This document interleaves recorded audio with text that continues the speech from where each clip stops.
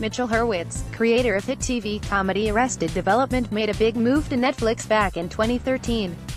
It was a move that saved the cult show from cancellation, with the promise of a Netflix-backed fourth season and the other 3 seasons available to stream through the service alongside it. There was a problem, though. The cast were getting more famous and he found it difficult to get them all in the same room.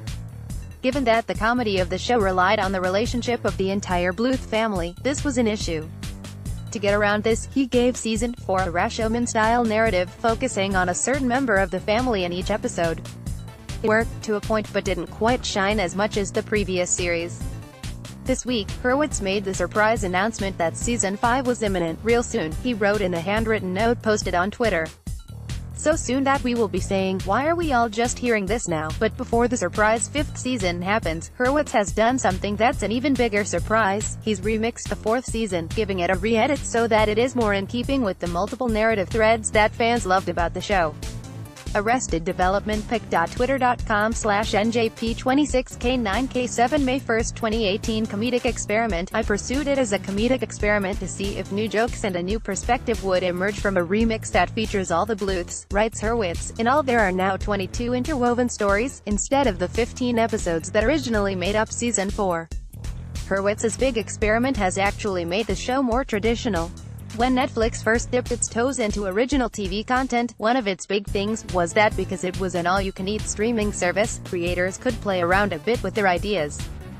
They didn't necessarily have to be the normal episode length, which was dictated by the placement of ad spots. This also meant that you didn't actually have to play to these ad spots, so the format of having a false cliffhanger every 15 minutes or so didn't have to happen. This creative freedom is fantastic, but only a few have made use of it. One example that springs to mind is O.A., the brilliant and barmy sci-fi yarn that features and is produced by Britt Marling. The show has episodes that range from over an hour in length to 30 minutes.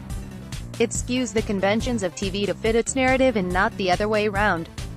Then you have other experiments such as the Puss in Boots choose-your-own-adventure episodes, interactive storytelling that is possible thanks to Netflix's on-demand roots. Season 4 of Arrested Development brings this back full circle. What we have is a TV show creator that used Netflix to try something new, the original Rashomon-style season of Arrested Development, and then rip up his own work and recreate it in the mold of traditional TV. Whatever the real reason for the experiment, it's great to see services such as Netflix allow for this creative freedom. Even if the result is actually something more akin to what we would watch on terrestrial television, it's once again showing that TV's rules are there to be broken. Arrested Development is part of our best shows on Netflix list.